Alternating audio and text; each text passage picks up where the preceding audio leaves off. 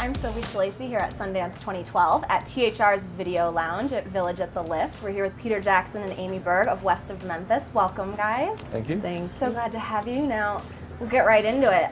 You not even being from the U.S., of all the injustices in all the world, what was it about this one that made you so passionate? Well, I mean, this case I'm sure is not out of the ordinary, but what is unusual is that it's had extensive media coverage. The original trial was filmed, and a lot of that footage was made into a documentary, Paradise Lost.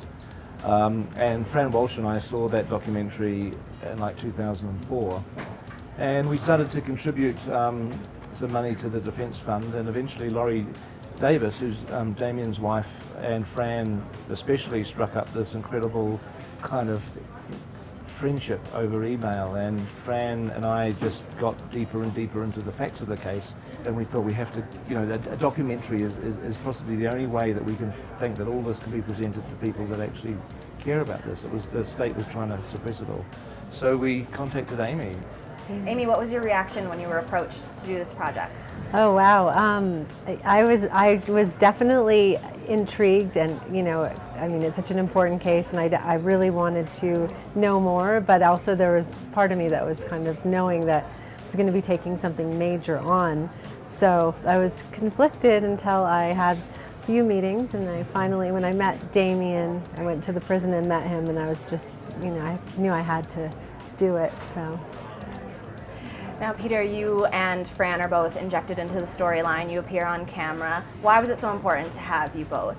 You really can't tell the story without the, you know, the many years. I mean, we're talking about 7 years of hard work, and it would have been, I mean, it was pointless actually, because there was so much, they did so much to get these guys out of prison and to have, you know, to help to discover the DNA, and it was just, I don't know how you could tell. Also, I mean, I'm just one of probably 40 people that are on camera in the movie. I mean, I don't know how many there are. A huge number. A lot, yeah. Huge number of different people, yeah. When I saw the film, it was in LA, and the final interview had not yet been placed into the film. I understand it's a game changer. I've read about it. Now, can you tell me sort of how it came together at the 11th hour and what this means for the case? These kids have a conscience.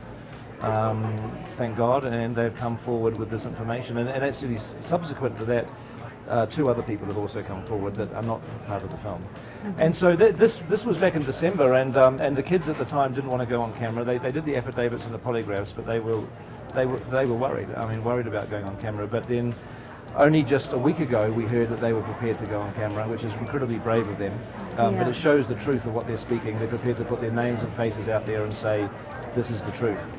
Now, in the film, you do pay tribute to Paradise Lost and those films. Was there any worry about comparisons to that, and you know, them being? Well, Amy can talk to it too. I mean, my worry is that the mainstream media would you know, gravitate towards a story of competing films, which is so not the point. I mean, everyone's on the same side, and we're all.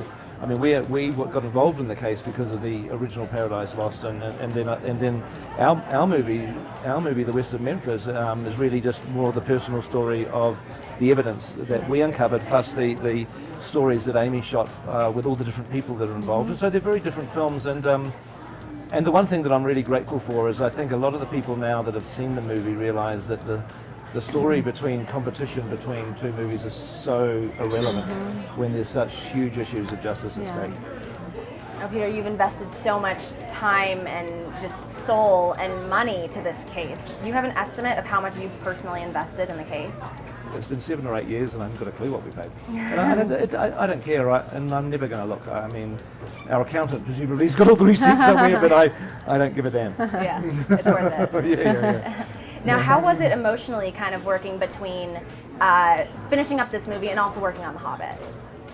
You kind of switch back and forth. I mean, well, Amy, obviously this is Amy's film, and so she's been working on it for years, and I've been shooting The Hobbit for the last, 12 months, and Amy's been shooting her movie for the last 12 months. So, I mean, we've Amy's been down to New Zealand to use our post-production facility down there to finish her movie, and we've just, over the Christmas break, we've looked at the cuts that Amy's done, and just, together we've worked on the soundtrack and sort of getting the film finished in our facility down there. But hey, I'm heading back to New Zealand tonight and back into the Hobbit.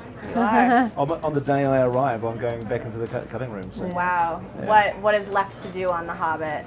About 100 days of shooting, Okay. which will take us through to July, and then the first movie comes out in December. So, but we're shooting both movies. So by the time we're done with the shoot in July, we've got both films shot. Well, congratulations. The film seems to be getting a really, really positive response here, Thank you. so we're very happy for you. Thank you. And thanks for watching. For more on Sundance, check back at thr.com.